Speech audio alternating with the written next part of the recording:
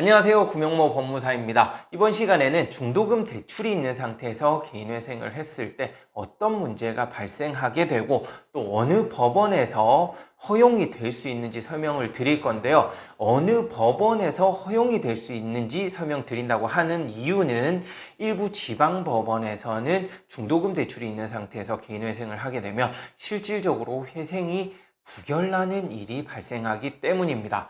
왜 이렇게 부결이 나게 되는 경우가 발생하고 또 허용이 되는 경우는 어떻게 허용이 되는 것인지에 대해서 설명드릴 거니까 이번 영상 참고해서 혹시 내가 중도금 대출이 있는 상태인데 잔금을 치르기에는 지나치게 손해가 크다. 그렇다면 이번 영상 보시고 개인회생에 대해서 알아보시기 바랍니다.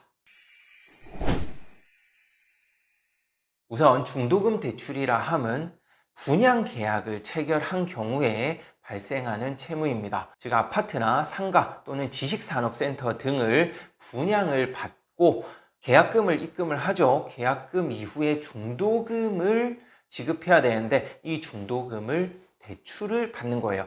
대부분이 중도금 대출을 받죠. 거의 90% 이상이 중도금 대출을 받는다고 보면 되는데요. 이러한 중도금 대출을 받고 잔금을 무사히 치르고 건물을 인수를 하면 아무런 문제가 없지만 상가나 오피스텔 또는 지식산업센터 등은 최근 잔금을 치르는 시점을 기준으로 했을 때 그 부동산의 가치가 분양가보다 많이 떨어져 있는 일이 비일비재합니다. 즉 분양가는 5억이었는데 실제 내가 잔금 치르고 인수하려고 보니까 3억, 4억 수준밖에 안 된다. 그러면 인수하자마자 최소한 1억 또는 2억의 손실이 발생하게 되죠.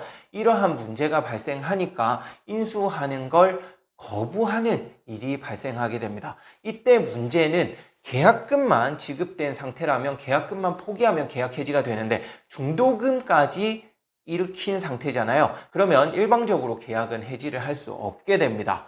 그렇기 때문에 계약 해지가 힘들어서 어쩔 수 없이 중도금 대출에 대한 이자 부담은 발생하고 내가 잔금 치르고 인수하자니 잔금 대출도 나오지 않을 뿐더러 인수한다 하더라도 오히려 몇 억의 손해가 발생한다. 그러니까 어떻게 하지를 못하는 거예요. 이러한 경우에 개인회생을 생각해 볼 수 있는데요.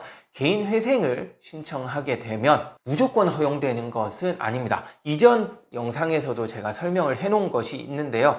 개인회생을 한다 하더라도 우선은 계약 해지가 안 나온 상태이기 때문에 계약은 유효해요. 즉 내가 계약금하고 중도금을 지급한 게 여전히 유효하단 말이에요. 그러면 법원에서 어떻게 보느냐? 이 계약금하고 중도금이 유효하기 때문에 내 자산으로 보게 됩니다. 즉 계약금 5천만 원에 중도금 대출 한 3억을 받았다. 그러면 3억 5천만 원이라는 재산이 잡히게 되는 거예요. 그러면 회생을 한다 하더라도 나한테 재산이 3억 5천이 잡히니까 변제금이 3억 5천 이상 나오게 되는 겁니다. 즉 회생을 하는 게 아무런 의미가 없어지는 거죠. 그런데 회생을 하는 이유는 아무래도 개인회생을 진행하게 되면 각 채권자에게 우편이 송달되면서 금지명령이 송달이 되죠. 그러면 중도금 대출을 해준 은행에서 시행사에다가 니네들이 중도금 대신 갚아 라고 대의변제를 요청하게 되고 그러면 시행사에서는 대신 갚는 대신 계약 해지를 검토하는 경우가 있기 때문이에요. 그래서 회생을 했을 때 아무래도 계약 해지가 나올 가능성이 조금 높아지기 때문에 회생을 해볼 만한데 그렇다 해서 무조건 계약 해지가 나오는 건 아니거든요. 실제 해지가 안 되는 경우도 있습니다. 그러면 지방법원의 경우에는 계약 해지가 나오지 않으면 제가 말씀드린 대로 계약금하고 중도금이 재산이 되기 때문에 변제금이 지나치게 높게 나오거나 아니면 이 변제금을 납부할 수 없으면 개인회생이 기각이 나는 일이 발생해요. 그런데 지방법원이라고 했잖아요. 회생법원은 이 사건을 처리하는 방식이 조금 다릅니다. 서울회생법원의 경우에는 이전부터 이렇게 계약 해지가 나오지 않았다 하더라도 일정한 조건 하에서 개인회생을 허용했어요. 그냥 개시결정도 내려주고 인가결정도 내려줬습니다. 그런데 서울회생법원 빼고 같은 회생법원이지만 수원회생법원, 부산회생법원은 여전히 허용이 되지 않았었거든요. 그렇지만 최근에, 정말 최근이에요.